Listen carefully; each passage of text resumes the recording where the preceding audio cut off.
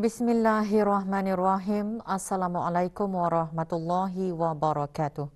Keseluruhan kes meningkat kepada 20,454 kes selepas 981 kes baharu jangkitan COVID-19 dicatatkan kemarin di negara Brunei Darussalam. Kementerian Kesihatan dalam siaran akhbarnya memaklumkan daripada kes tersebut 979 adalah kes tempatan manakala 2 kes import.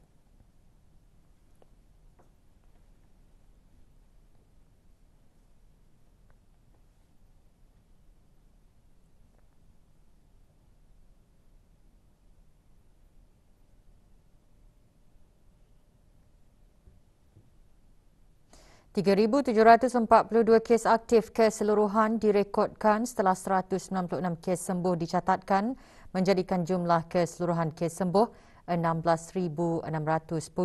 Manakala 3 kes dalam kategori 4 yang memerlukan bantuan oksigen dan di bawah rawatan rapi.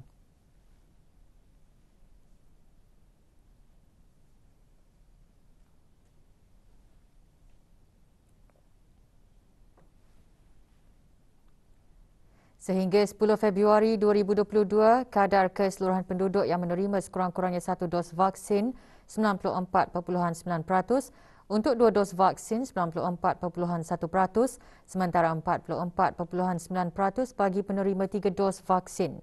Dalam pada itu, 3 denda kompaun dikeluarkan bagi sekatan pergerakan yang dijalankan dari pukul 12.30 malam hingga 4 pagi.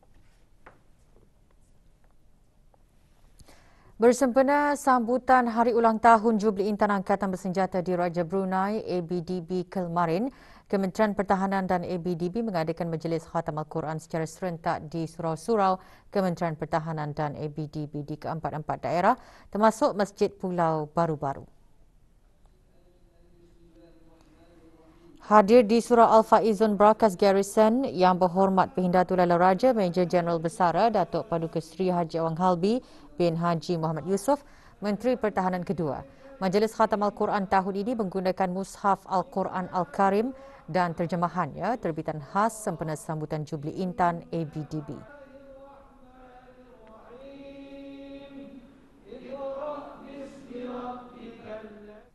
Sementara itu, majlis yang sama juga diadakan di Surau Al-Huda. Antara yang hadir Major Jeneral Udara Datuk Seri Pahlawan Haji Hamzah bin Haji Sahad, Pemerintah ABDB.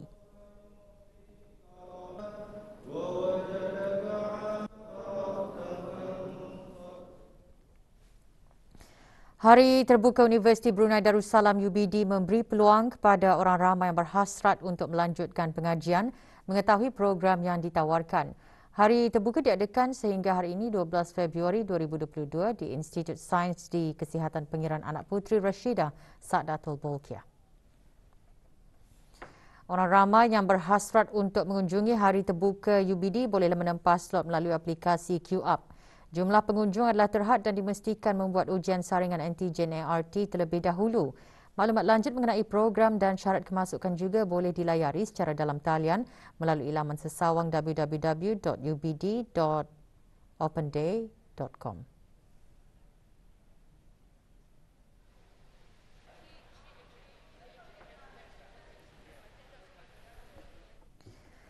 Budaya internet menjadi salah satu teknologi yang paling pesat berkembang, malah ia dilihat sebagai satu keperluan manusia pada masa kini, iaitu antaranya penggunaan media sosial. Melaluinya, perhubungan dan interaksi menjadi semakin mudah sehingga boleh dikatakan segala maklumat itu boleh diakses melalui hujung jari. Perkara tersebut antara yang dipati khutbah Jumaat bertajuk Waspada Dosa dan Pahala di Hujung Jari. Khutbah turut menggariskan perkembangan kemudahan teknologi komunikasi memiliki banyak cabarannya sekiranya digunakan dengan niat yang betul. Ia akan membawa kepada manfaat dan kesejahteraan hidup. Akan tetapi, jika disalahguna, ia akan membawa kepada perkara yang sia-sia dan merugikan. Sebagai pengguna yang bijak dan bertanggungjawab, ada beberapa perkara yang perlu kita jaga ketika kita berkomunikasi dan berinteraksi di dalam media sosial ini. Antaranya, pertama, menyampaikan yang baik, iaitu menggunakan media sosial itu sebagai wahana ataupun saluran bagi berkongsi maklumat dan perkara-perkara yang baik. Kedua, sentiasa mengamalkan tabayyun ataupun budaya semak sebelum sebar, kerana dikhawatiri informasi, berita dan maklumat yang dikongsikan itu adalah palsu dan tidak benar.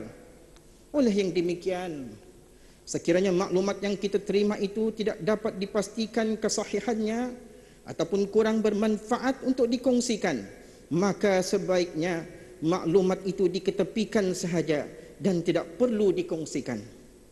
Ketiga, menjaga tutur bicara dan menjaga perkataan, iaitu dengan sentiasa memastikan bahawa setiap perkataan yang kita lafazkan ataupun kata-kata yang kita tulis itu ialah sesuatu yang elok, baik dan betul.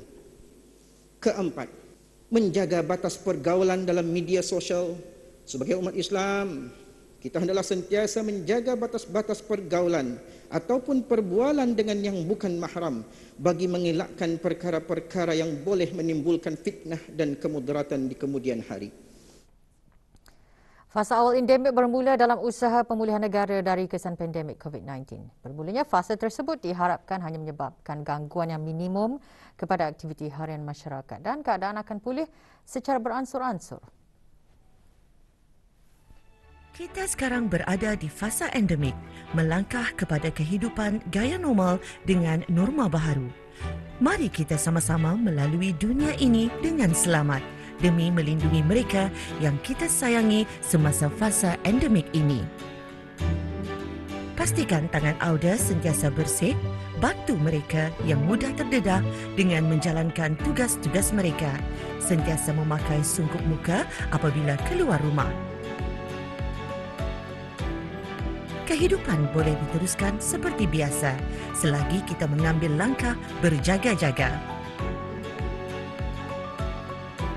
Sentiasa menjaga keselamatan antara satu sama lain.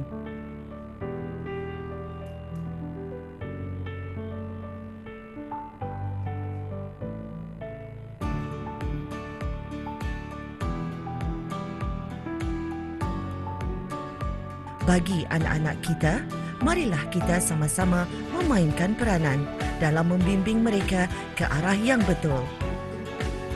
Aktiviti sosial kini sedikit berbeza, tetapi itu tidak bermakna kita tidak boleh melakukannya dengan seronok.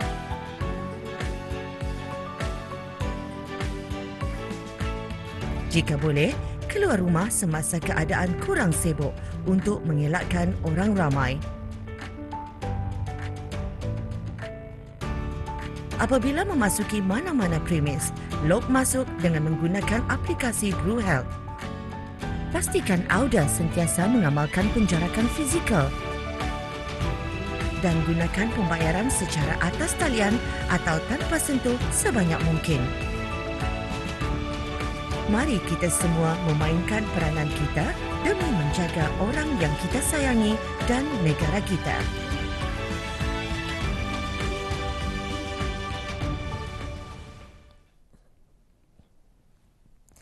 Berkat kesabaran dan kegigihan dalam penanaman pohon anggur akhirnya membuahkan hasil yang memuaskan. Inilah yang dikatakan Bekarih Berjarih Belurih. Mendapat ilham untuk menanam pohon anggur semasa berada di luar negara. Siapa sangka dengan hanya mempunyai keluasan 50 kali 9 kaki persegi, beliau mampu menghasilkan buah anggur yang manis. Asma Yatim Haji Matusin seterusnya membawakan laporannya.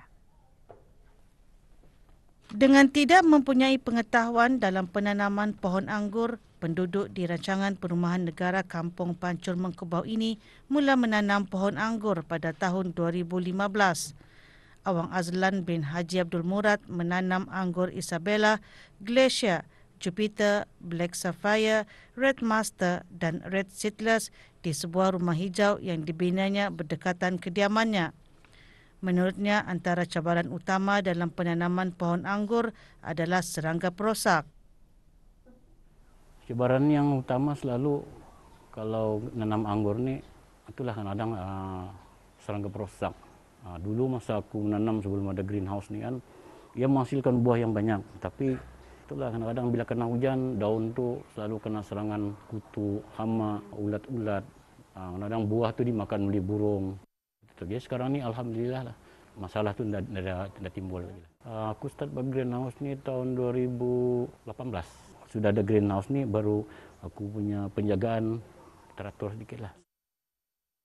Di masa akan datang, beliau merancang untuk mendapat bibit anggur yang terbaik bagi menghasilkan buah-buah anggur yang berkualiti agar dapat menceburi bidang perniagaan dengan pemasaran anggur tempatan bagi orang ramai. Laporan Asmaya Tim Haji Mutusin untuk Berita RTB.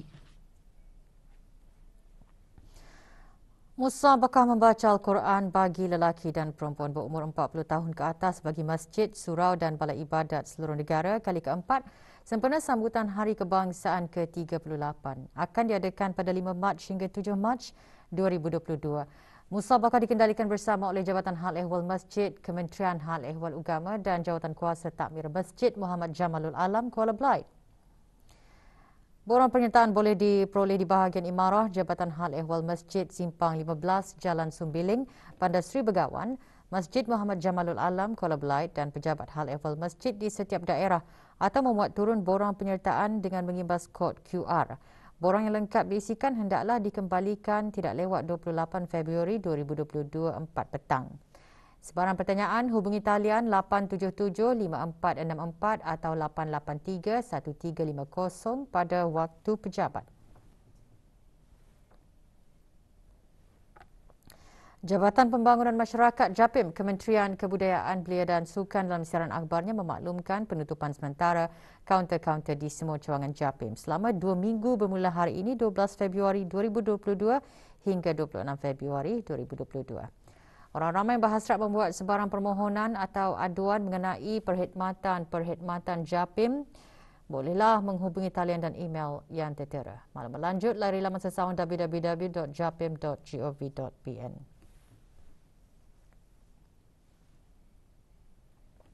Separuh jalan di Jambatan Sultan Haji Omar Ali Saifuddin 2 km dari pusing keliling Labu Hala Kota Batu ditutup sementara sehingga esok 13 Februari 2022. Jabatan Kerja Raya dalam siaran akhbarnya memaklumkan penutupan tersebut akan bermula dari pukul 10 malam hingga 6 pagi pada hari berikutnya. Penutupan adalah disebabkan oleh kerja-kerja pembaikan fiber optik UNN di kawasan berkenaan.